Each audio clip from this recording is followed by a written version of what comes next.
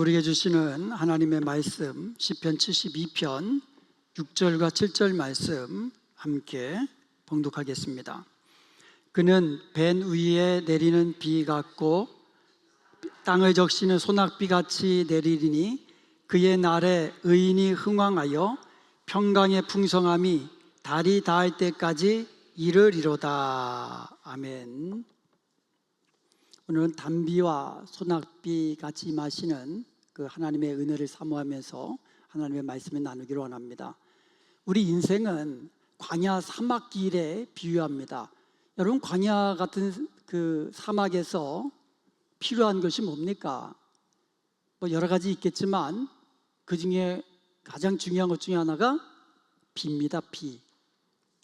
비가 오지 않으면 땅은 갈라지고 생명은 숨을 멈춥니다. 오늘 본문은 한 왕을 일컬어서 단비 같고 소낙비 같다 이렇게 비유를 합니다. 이 말씀은 솔로몬과 그의 후대 왕들을 위한 기원의 말씀이지만 동시에 궁극적으로는 메시아이신 예수 그리스도께서 오실 때의 복됨, 얼마나 복된 것인가를 우리에게 상징적으로 알려주는 말씀입니다. 그러므로 오늘 본문 말씀을 통하여서 주님이 우리 가운데 임하시고 우리를 다스리실 때 어떤 축복이 임하는지 단비와 소낙비라는 이 이미지로 말씀을 나누기를 원합니다. 오늘 본문 말씀은요, 주님이 임하실 때 누리는 축복, 주님이 임하실 때 변하는 모습, 이것을 단비와 소낙비에 비유해서 말씀하고 있습니다. 먼저 단비처럼 소낙비처럼 내린다고 6절 말씀을 다시 한번 보겠습니다. 그는 벤풀 위에 내리는 비같이 땅을 적시는 소낙비같이 내리니. 아멘. 벤풀 위에 내리는 비, 여기서 비 같다, 뱀풀 위에 내리는 비라고 했을 때 이것을 쉬운 말 성경에서는 단비로 번역을 했어요. 단비. 우리가 보통 단비가 내린다 그러잖아요. 단비. 뱀풀이라는 것은 갓 베어진 풀. 이런 풀이 갓 베어지면 뿌리가 아직 좀 남아 있습니다. 그래서 갓 베어진 풀에 단비가 내리면 다시 푸르르게 다시 소생하게 됩니다. 그렇지만 단비가 없으면 이 뱀풀은요, 뜨거운 태양 그 햇빛 아래 말라져 가게 되는 겁니다. 그래서 뱀풀은요, 단비가 내려야 다시 소생할 수가 있는 겁니다. 이스라엘의 목축 문화 속에서는요, 풀은 생명 그 자체입니다. 여러분, 풀이 돋아나야 그 양떼며 염소떼며 이런 목축들이 그 풀을 뜯어먹습니다. 그래야 또 그 목축을 하는 사람들이 그것을 양식으로 삼아서 또 생명을 유지하게 됩니다. 그렇지만 뜨거운 광야바람과 태양빛 속에 풀이 말라서 죽어버리면, 초장이 말라버리면 가축도 사람도 생명을 이어가기가 어려운 것입니다. 그러므로 풀 위에 아주 조용히 내리는 이 단비는 생명 그 자체였던 것입니다. 마른 땅을 적시는 소낙비같이 또 임한다 그랬습니다. 당시 이스라엘 사람들은요, 목축 이외에 밀농사와 보리 농사를 졌어요. 이스라엘 백성들은요, 농사를 짓기 위해서 밭을 갈고 그리고 이제 씨를 뿌려야 되잖아요. 그때 필요한 것이 이른비예요. 이른비. 성경에 보면 이른비와 늦은비라고 나오는데, 이른비는 10월이나 11월경에 내리는 그런 비를 말합니다. 그래서 하늘에서 이른비가 소낙비처럼 쏟아지면 메마른 땅을 갈아엎기에 좋은 그와 같은 이 옥토를 만들어 놓습니다. 마른 땅에 씨 뿌려봐야 그것이 싹이 나겠습니까? 땅이 갈리지도 않아요. 얼마나 딱딱한지.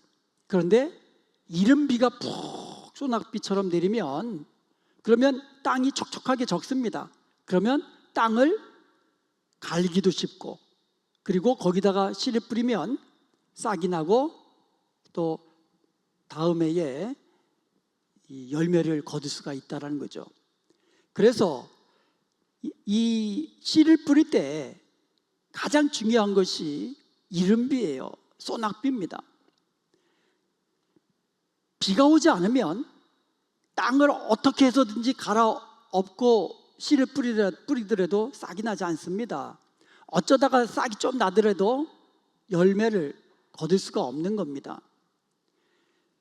그러므로 벤 풀 위에 내리는 이 풀은 어떤 메마른 그 심령을 회복시키는 그런 조용히 스며드는 주님의 은혜라고 본다면, 메마른 땅 위에 내리는 소낙비는 생명을 주고 생명의 열매를 맺게 하는 아주 강력하게 임하는 우리 하나님의 주님의 은혜를 상징적으로 보여주는 것입니다. 그래서 주님이 우리 가운데 임하실 때 우리의 메마른 심령이 회복되고, 또 회복된 그 심령에 생명의 열매를 맺게 하시는 것입니다. 이것을 단비와 소낙비로 비유해서 설명하고 계시는 거예요. 우리의 마음의 상태는 지금 어떻습니까? 우리의 마음의 상태가 혹시라도 뱀풀처럼 또는 메마른 땅처럼 은혜의 비를 기다리고 있는 그와 같은 이 메마른 심령이 아닐까, 우리는 스스로 돌아봐야만 합니다. 현대인은 목이 마른 상태로 살아가요. 그래서 그 목마름을 해결하기 위해서 때로는 레저로, 쾌락으로, 술로, 또 마약으로 뭐 여러 가지 육신의 그 정욕, 세상의 쾌락을 누리면서 어떻게 하면 이 메마름, 갈급함을 해소할까, 그렇게 나름대로 애를 씁니다. 그렇지만 그럴수록 그 갈망, 메마름은 더 심해지는 겁니다. 우리 사택 앞에 이제 마당이 있어요. 그래서 처음에는 거기에 잔디를 이제 심었어요. 이제 마당을 잘 이렇게 갖고 가지고 잔디를 심고, 그리고 스프링클러도 설치를 했습니다. 그래서 일주일에 3번씩 물이 나오게 하면 이게 1년 내내 이 잔디가 푸르르게 이게 유지가 됐어요. 그런데 몇 해 전부터 이 캘리포니아에 물이 부족했잖아요. 그래가지고 이 물이 부족하다고 하도 그래가지고 그때부터 아예 그냥 물을 안 줘버렸어요. 자, 물을 안 주니까 어떻게 됩니까? 뜨거운 여름에 무렇게 되고요. 여기 뭐 죽어가지고 여기저기 흙이, 땅이 그냥 드러나 있어요. 그런데요, 그렇게 죽은 것 같은 그 땅이요, 겨울에 겨울비가 몇 차례 오잖아요. 참 놀랍게도요, 파릇파릇하게 마당을 다 가득 메워버립니다. 참 놀라워요. 이 비의 위력, 이 비가 조금 내리면은요, 이 죽은 것 같았던 이 잔디가, 물론 이제 잡초도 많이 올라오지만 파릇파릇 올라온다는 거죠. 우리 그 캘리포니아 이 밸리 지역은 사방이 산이잖아요. 그래서 여름에는 어때요? 누렇잖아요. 황무지 같고. 그런데 겨울비가 몇 차례 내리면 어떻습니까? 놀랍도록 파랗게 산들이 변하는 것을 우리가 볼 수가 있습니다. 이처럼 이 주님의 임재가 있는 곳에는요, 단비처럼, 소낙비처럼 우리의 메마른 심령을 회복시키시고 생명의 열매를 맺게 하시는 그와 같은 은혜와 능력이 있는 것을 믿으시기 바랍니다. 주님의 은혜를 단비와 소낙비의 비유해서 설명하고 있는 겁니다. 하나님은 이렇게 말씀하십니다. 호세아서 6장 3절에 보면 그의 나타나심은 새벽빛같이 어김없나니 비와 같이 땅을 적시는 늦은 비와 같이 우리에게 임하시리라 하니라. 아멘. 이른 비는 그 땅을 갈아엎고 씨를 뿌릴 때 필요한 비라고 했어요. 근데 늦은 비는요, 추수 전에 비가 충분히 내려가지고 그리고 나서 태양빛을 쨍쨍 받으면 아주 그냥 알곡이 맺혀지는 거예요. 그래서 늦은 비, 이른 비와 늦은 비가 농사 짓는 사람들에게 꼭 필요한 겁니다. 그의 나타나심은 비와 같이 또 땅을 적시는 늦은 비와 같이, 여러분 우리의 심령에 단비처럼 임하시고 이른 비와 늦은 비처럼 풍성한 열매를 맺게 하시는 그 은혜로 임하시는 분은 오직 주님께로부터 온다는 사실이에요. 그의 나오심은, 그의 나타나심은, 주님이 나타나실 때, 주님이 임하실 때에 메른 땅, 마른 땅같이 메마른 우리의 심령에 단비처럼 이른 비와 늦은 비처럼 임하는 주님의 은혜가 임한다라는 거죠. 우리의 심령이 회복되고 소생케 되고 생명의 열매를 풍성히 맺게 하시는 그 은혜가 주님의 임하심으로부터 내린다고 말씀하고 있는 겁니다. 하나님은 또 말씀하십니다. 이사야서 55장 1절에 보면 오라 너희 모든 목마른 자들아 물로 나오라, 돈 없는 자도 오라, 너희는 와서 사 먹되 돈 없이 값 없이 와서 포도주와 젖을 사라. 아멘. 단비와 소낙비와 같은 은혜를 잊기 위해서 우리의 목마른 자들, 갈망하는 자들, 메마른 심령을 가진 자들은 주님께로 나와와서 값없이 받으라고, 값없이 은혜를 받으라고 말씀하고 있어요. 그리하여 단비처럼 조용히 임하셔서 우리의 메마른 심령을 회복시켜 주시는 은혜, 때로는 소낙비처럼 폭포수와 같이 내리시는 풍성한 은혜로 말미암아 우리의 심령에 생명을 얻고 풍성한 열매를 맺게 하는 그 은혜를 누리시는 저와 여러분이 될 수 있기를 주님의 이름으로 축원드립니다. 이 모든 것은 주님의 임재하실 때 나타나는 은혜입니다. 그리고 두 번째로는 주님의 통치가 임하면 의와 평강이 넘친다고 말씀하고 있습니다. 오늘 본문 7절 우리 한번 같이 봉독하겠습니다. 그의 날에 의인이 흥왕하여 평강의 풍성함이 달이 닿을 때까지 이루리로다. 아멘. 6절에서는요, 하나님의 임재가 때로는 단비처럼, 때로는 소낙비처럼, 때로는 부드럽게 임하고 때로는 강력하게 임한다고 말씀하고 있어요. 그런데 7절에서는요, 주님이 우리에게 임하시고 우리를 다스리실 때에 어떠한 일이 일어나는가, 그 결과를 우리에게 설명해 주고 있는 겁니다. 자, 7절에 보니까 주님의 임재 안에서 주님의 다스리심을 받는 결과 의인이 번성하고 풍성한 평강의 열매를 맺게 된다고 말씀하고 있습니다. 비가 내리면 모든 것이 변합니다.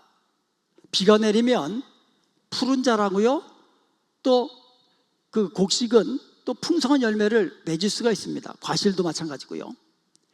하나님의 임재는 이처럼 언제나 은혜를 동반하는 거예요. 그러므로 먼저는 메마른 심령에 단비처럼 소나기처럼 임하시는 주님의 임재를 우리가 사모하고 갈망해야 되는 것입니다. 그리고 하나님의 임재 안에 거하는 자들은 이제 하나님의 통치하심, 하나님의 다스리심에 순종하는 삶을 살아야만 합니다. 하나님의 말씀대로 순종해 나가는 삶을 살아야만 합니다. 그럴 때 우리는 흥왕하고 또 샬롬, 평강의 삶을 누리게 되는 줄로 믿습니다. 그래서 샬롬은요, 마음의 평안함만 의미하는 게 아니에요. 육체의 샬롬, 강건함입니다. 마음의 샬롬, 아주 평안함입니다. 우리의 영혼의 샬롬, 하나님과의 친밀한 사귐 속에서 하나님이 주신 은혜와 복을 누리게 되는 것입니다. 이와 같은 샬롬은 주님의 다스리심에 순종한 결과 우리에게 주어지는 하나님의 놀라운 축복인 것입니다. 그러므로 주님 안에서 의와 평강을 누리며 생명의 열매를 풍성히 맺기 위하여서 소낙비처럼 임하시는 주님의 은혜를 누리기 위해서 주님의 다스림에 순종하는 복된 저와 여러분 되시기를 주님의 이름으로 축복합니다. 아멘. 호세아서 6장 3절에 보면 그러므로 우리가 여호와를 알자, 심써 여호와를 알자. 여호와를 알 때에 비와 같이 땅을 적시는 늦은 비와 같이 임하시는 하나님의 은혜를 누리게 된다고 그랬어요. 하나님은 우리에게 원하시는 게 있습니다. 그것은요, 우리가 하나님 안에 거하면서 하나님이 주신 은혜와 복을 누리며 행복하게 사는 겁니다. 하나님은 우리의 아빠, 아버지이십니다. 그러므로 하나님의 사랑하는 자녀된 우리가 이 땅에서 하나님 안에서, 하나님 은혜 안에서 행복하고 강건하게 샬롬 속에 사는 것을 우리 하나님은 누구보다도 원하시는 거예요. 여러분이, 여러분의 자녀들이 평안하고 샬롬, 행복하게 살기 원하시죠? 그것보다도 우리 하나님은 더 원하신다는 거예요. 하나님이 주시는 은혜와 복을 경험으로 우리가 경험하면서 하나님이 우리의 아빠, 아버지인 것을, 하나님이 우리에게 은혜 주시는 분인 것을, 하나님이 우리에게 복을 주시는 분인 것을 알아가라는 거예요. 경험으로 알아가라는 겁니다. 하나님과의 인격적인 친밀한 사귐 속에서 하나님 주시는 은혜를 누리며 살라고 말씀하고 있는 겁니다. 하나님을 알라. 머리로만 아는 것이 아니라 인격적으로 경험을 통해서 하나님과의 친밀한 사귐 속에서 하나님을 알라, 이런 말씀이에요. 하나님이 자비의 하나님, 하나님이 살아계신 하나님, 능력의 하나님이신 것을 경험함으로 알아가는 저와 여러분이 되기를 원합니다. 하나님의 능력을 맛보며 하나님의 선하심을 맛보며 사는 저와 여러분이 되기를 원합니다.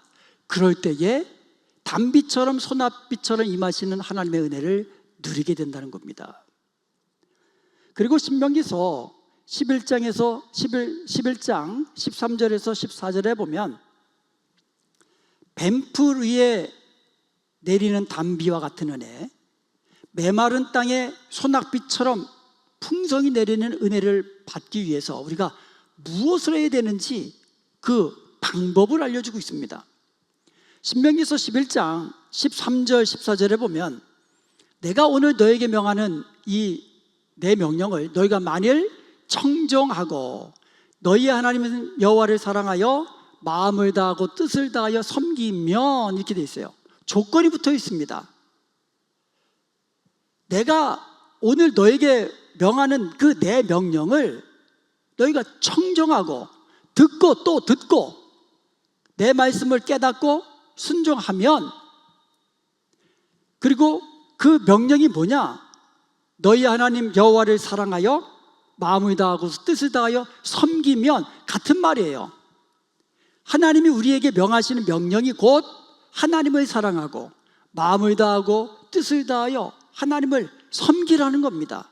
그리하면 여호와께서 너희의 땅에 이른 비 늦은 비를 적당한 때에 내리시리니 너희가 곡식과 포도주와 기름을 얻을 것이라고 말씀하고 있습니다.